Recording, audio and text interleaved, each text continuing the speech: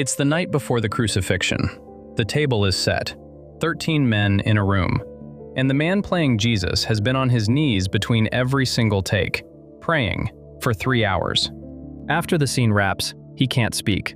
The reason I asked the question, and you didn't flinch, was that I think some people would feel like that's a pretty heavy role. It's Jesus. Yeah. Did you ever feel that on you? Like, that's a lot. I was starting to feel panicked and overwhelmed, almost like I've only had one panic attack in my life, and it started to feel like it was creeping into that, and I didn't know why, or how. Well, I kind of knew. I thought I knew why. That was season 1. By season 5, when he finally filmed The Last Supper, he said it was the hardest week of his professional life. He flew his spiritual director out to Texas to be with him on set, a priest, just to help him survive the filming. And when it was over, he said there were tears from everyone, right there on camera. This is the story of what it actually cost Jonathan Roumie to film those scenes, and why the man playing Jesus says this role didn't just change his craft, it changed everything. This is Make Faith Famous. Let's get into it. Quick thing, if this kind of content matters to you, hit like, hit subscribe, and send it to one person who loves The Chosen. It takes 3 seconds and it keeps this channel going. All right, back in. Let me give you the contrast that makes this story worth a full video. Jonathan Roumie was broke. Not struggling actor broke. Broke. Out of food. No options. He told The Wrap he was at the lowest point of his life, and the only thing he had left was to surrender everything to God. His finances, his career, his future. 3 months later, he booked The Chosen. He's now played Jesus Christ across 6 seasons of the most watched Christian series in history. 280 million viewers in 175 countries. A show that's grossed over $120 million at the box office. A show that 1 in 3 viewers watches without identifying as religious. And through all of it, Roumie has been relentlessly, almost uncomfortably honest about what it costs him. Not the fame, not the recognition, the scenes themselves. He's described spiritual attacks before takes, panic attacks, physical pain with no medical explanation, being on his knees between every shot, flying a priest from New York to Texas so he wouldn't have to face the Last Supper alone. This isn't a behind-the-scenes story about craft. This is a story about what happens when a man takes a sacred responsibility so seriously that the lines between acting and faith stop existing entirely. Moment 1. The role nobody thought would go anywhere. Let's start at the beginning, because the origin story matters. Jonathan Roumie first played Jesus for Dallas Jenkins in 2014, not on a streaming platform, in a church. They shot short vignettes for Good Friday services, on a friend's farm, for free. He played Jesus in those vignettes 3 times over 4 years.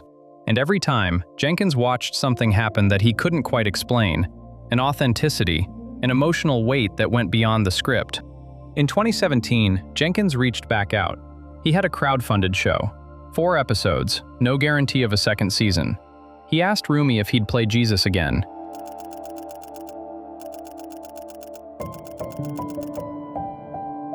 Roumie told The Wrap, "I was broke. I was out of food. I was desperate and I had no options. All I could do was surrender my circumstances, my career, my life, my finances, everything over to God. 3 months later, I booked The Chosen. My life's never been the same since." That's not a performance note, that's a testimony. And what Roumie understood from the moment he said yes, long before 280 million people were watching, was that this wasn't just a job he was lucky to have. It was something he'd been prepared for his entire life, whether he knew it or not. The weight of that realization is what you're going to feel in every moment that follows. Moment 2. The panic attack. When the weight of the words hit him. Season 1. A church set in Texas. Roumie is filming one of Jesus' first sermon scenes. He's memorized the lines. He knows the scripture. He's played this role before in Jenkins's vignettes. He's prepared. And then something happens. He told Tucker Carlson exactly what it was. Standing in front of a crowd, opening his mouth to deliver words that Jesus Christ said, the actual words, the actual sermon, he felt something collapse inside him. I was starting to feel panicked and overwhelmed, almost like I've only had one panic attack in my life, and it started to feel like it was creeping into that, and I didn't know why, or how. Well, I kind of knew. I thought I knew why, and what was going on, but I just said, "Hey, can we slow it down? And he said, what's going on? None of us is truly worthy. That was it. The thing that broke the moment open. Because Roumie wasn't struggling with doubt. He wasn't struggling with the performance. He was overwhelmed by the holiness of the words. He felt in that moment like an imposter, not because he was pretending to be Jesus, but because he was saying things that Jesus actually said, to people who believed them. He told Tucker, "For whatever reason, God saw fit to put me in that role, and not somebody else." Not a craft observation, a confession. And from that day on, Roumie built his entire approach to the role around one word: surrender. Not control, surrender. Not preparation alone, surrender. Between every take, on his knees, asking God to use him as a window rather than a wall. That's the foundation everything else is built on. And it's what makes what happens in Season 5 so extraordinary. Moment 3.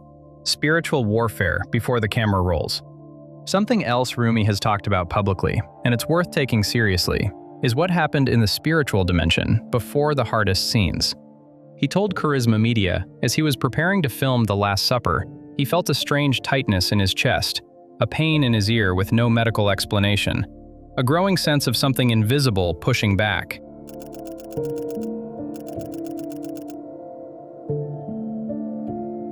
He said his response was the same every time. The Rosary, the Divine Mercy Chaplet, the Angelus, prayer stacked on prayer until the pressure lifted.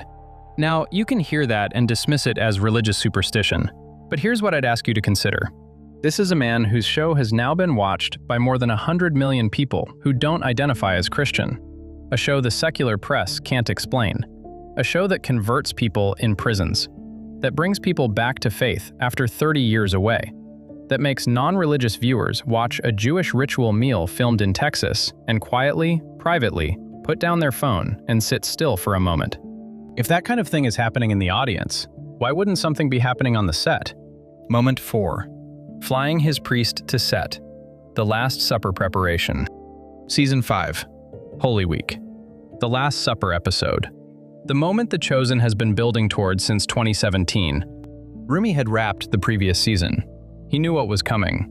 He spent months preparing, reading source material, studying the Shroud of Turin to understand physically what the crucifixion would have looked like, receiving the sacraments, going to daily mass.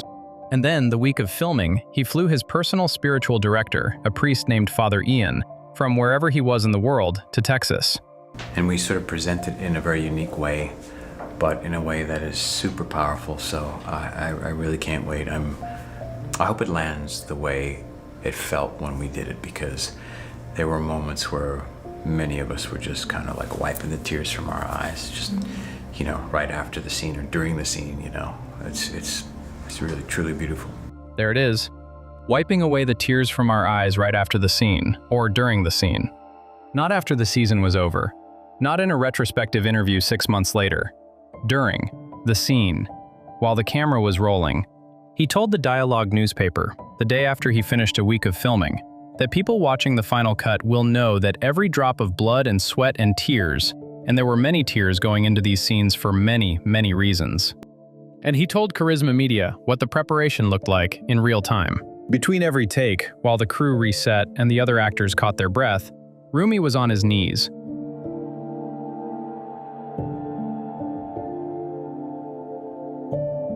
A window pane. That's the metaphor he chose. Not a performance, not a portrayal, a window. He doesn't want you to see him, he wants you to see through him. That's either one of the most extraordinary things an actor has ever said about a role, or it's the most accurate description of what has actually happened with The Chosen. I think it's both. Before we get to what happened when the show moved to Italy, and the moment the entire cast broke down on camera, drop something in the comments. Have you watched The Chosen? And if so, which season hit you the hardest? I want to know where people are. And if you're getting something out of this video today, share it. One person. That's the ask. All right, back in. Moment 5. Matera, Italy. The Crucifixion and the video that went viral. The Last Supper was Season 5. Season 6 is The Crucifixion. And what happened on set in Matera, Italy, the same ancient stone city where Mel Gibson filmed portions of The Passion of the Christ, has already gone viral before the season even has a release date. In July 2025, a behind-the-scenes video began circulating. 2 minutes long. no dialogue, no footage of Roumie as Jesus, just the cast.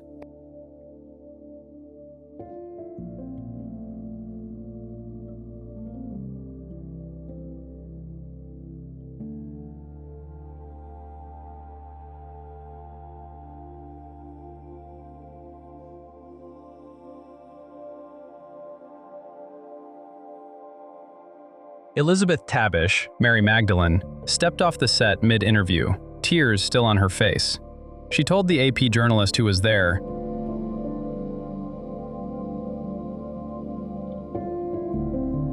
she wasn't talking about acting technique. She wasn't describing a performance choice. She was describing grief. Real grief, present tense. Standing in Italy, in the summer heat, in costume, having just watched her friend, the man playing the person she devoted her career to portraying, be led through ancient stone streets toward a hill. Dallas Jenkins, the creator, the director, the man who has been building this for 9 years, was seen at the end of the video, exhausted, being held by his wife. Not directing, not checking shots, just being held. Roumie wasn't in the video. He doesn't need to be. What you see in the cast is the reflection of what? It broke me wide open. And then Roumie posted something to X after filming the crucifixion scenes in Matera. Not a press quote, not a promotional clip, a post. Just him and the words he had left. He wrote, "This set wasn't just lights and cameras for me. It was those freezing nights in almost nothing, the burning ache in my shoulder from carrying that beam over and over, the moment my mind couldn't separate the acting from something far more real. Filming your crucifixion, Lord, it broke me wide open." He wasn't performing for fans. He was talking to Jesus. He continued, "I offered every bit of that pain, every tear that fell, every tremble in my body as my small, imperfect yes to you. What you did wasn't a rehearsal or a scene. It was real love poured out to the very last breath. For me, for all of us." Now, sit with that for a second. This is a man who has been playing this role for 8 years, who has said these words 10,000 times, who has shaken the hands of hundreds of thousands of people, who look at him and see something beyond Jonathan Roumie, the actor, who has had to explain repeatedly, calmly, that he is not Jesus, that he can't heal anyone. And after all of that, after the fame, the viewers, the box office, the worldwide distribution deal, he stands in a freezing Italian night in almost nothing, carrying a wooden beam across ancient stones, and the line between what he's doing and what actually happened 2,000 years ago disappears.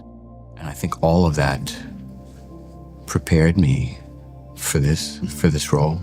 Everything in my life has prepared me for this role. And I understand it now a bit more. At least I think in my own sort of human ignorance and pride, I guess I'm like, I know exactly what it was about. Of course, I don't know exactly what all this is about, but it feels authentic. Everything in my life has prepared me for this role. That's not an actor talking about range. That's a man talking about purpose. He's describing past trauma as preparation.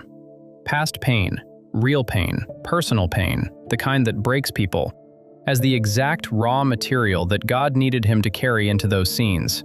Not despite his brokenness, because of it. That's the theological truth underneath the entertainment story. That's what makes this different from every other actor talks about demanding role piece you've ever read. The show is better than all of us individually. That's what Roumie said. The show is better than any individual contribution, because something beyond the individuals is at work.